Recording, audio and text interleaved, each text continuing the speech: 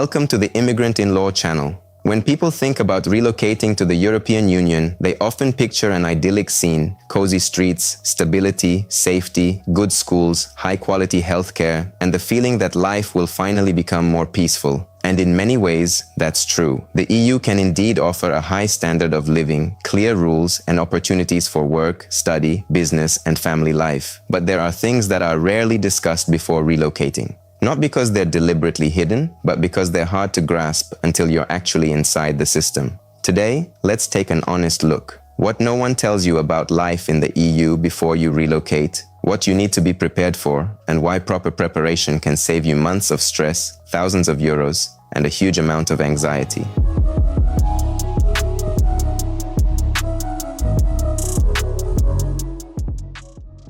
The first thing many people face is finding a place to live. Finding an apartment in Europe isn't always easy, even if you have the money. In many countries, landlords may ask for proof of income, an employment contract, a bank statement, references from a previous landlord, a security deposit covering several months' rent, and sometimes even an in-person interview. For someone who has just arrived, this can come as a surprise. You're willing to pay, but you might be turned down simply because you don't have a local history yet. No permanent contract, no credit score, no tax ID, or no registration. It's especially difficult in major cities: Berlin, Amsterdam, Paris, Barcelona, Milan, Dublin, and Lisbon. Competition for accommodation is very high there. Dozens of people may show up for a single viewing. That's why it's important to understand in advance. For the first few months, it's best to plan for temporary accommodation, have a financial cushion, and have your documents ready.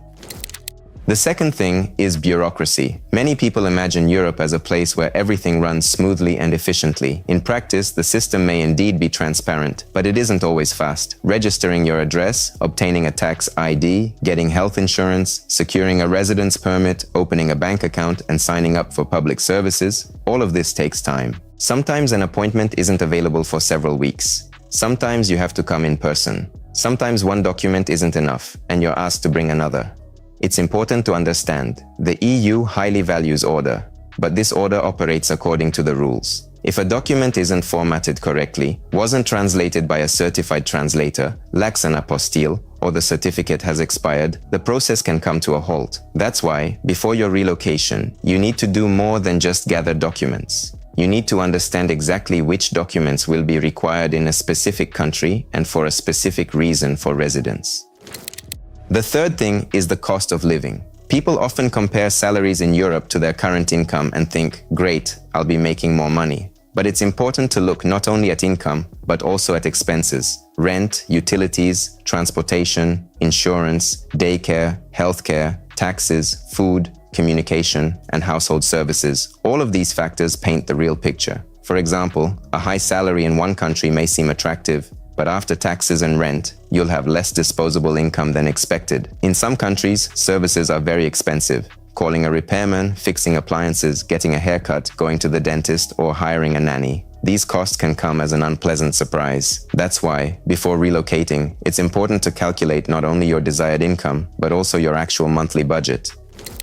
Fourth, taxes. In Europe, taxes can be significantly higher than what you're used to. But in exchange for these taxes, people receive infrastructure, roads, security, social benefits, healthcare, education, and systemic support. The problem is that many people don't fully understand the tax burden beforehand. If you're a freelancer, entrepreneur, or work remotely, you need to figure out in advance where you'll be a tax resident, what taxes you'll have to pay, how to properly report your income, whether you can work for a foreign company, and what expenses you can claim. A mistake in tax matters can lead to fines, frozen accounts, or problems renewing your status. Therefore, tax consultation before moving is not a luxury, but part of normal preparation. The fifth point is healthcare. Yes, healthcare in the EU is often of high quality, but that doesn't mean it's always fast and free in the traditional sense. The system works differently in different countries. In some places, you need a family doctor who refers you to a specialist. In some places, a visit without insurance will be expensive. In others, you may have to wait several weeks or months to see a specialist if the case isn't urgent. Many people wonder, why can't I just see a doctor tomorrow? Because the system works differently. Urgent cases are seen quickly, but routine appointments may require a wait. It's also important to understand what kind of insurance you specifically need: public, private, student, family, for entrepreneurs, or for residence permit holders. Incorrectly arranged insurance can become a problem when submitting documents.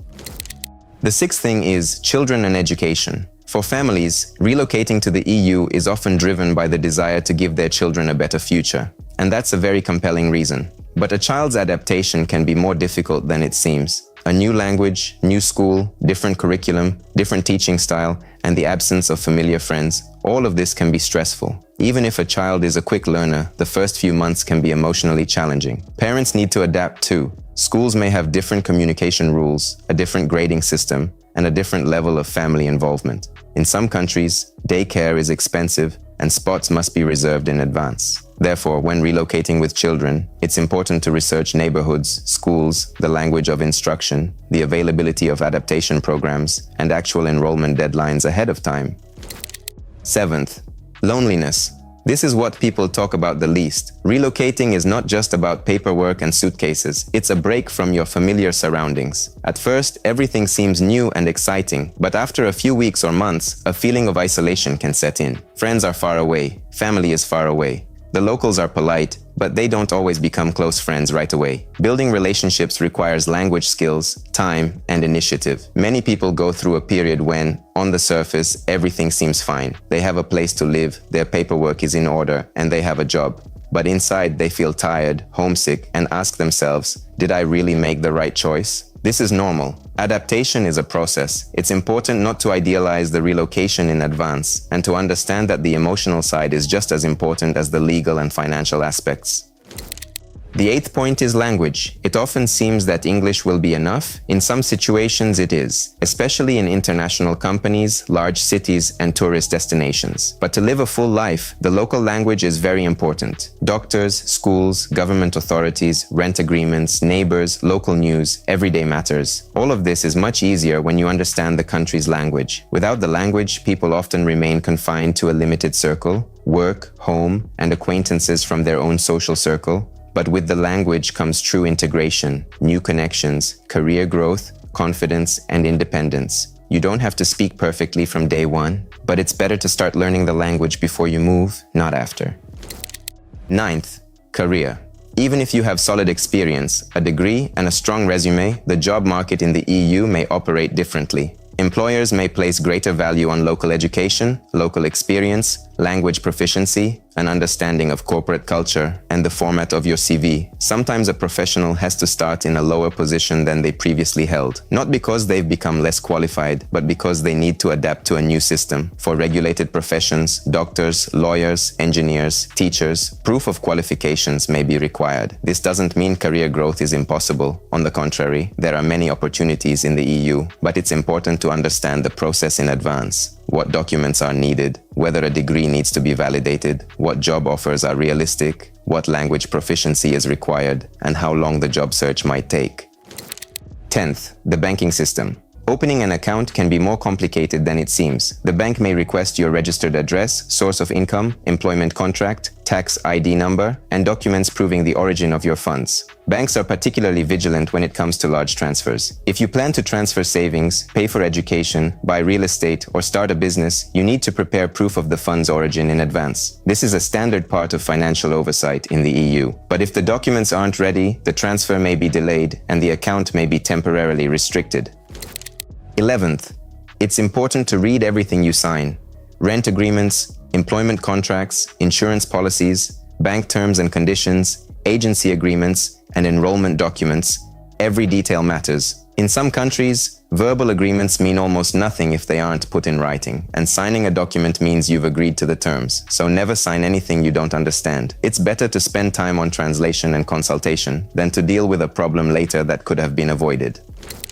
12th, everyday rules. The EU has many regulations that may seem trivial but affect daily life. These include waste sorting, quiet hours, parking rules, public transportation fares, behavior in the home, pet registration, and liability for breaching a rent agreement. For example, fines for illegal parking, riding without a ticket, or violating local rules can be substantial, and a conflict with neighbors over noise can quickly escalate into a formal complaint. European life is largely built on respect for rules and personal boundaries. This provides comfort but requires discipline.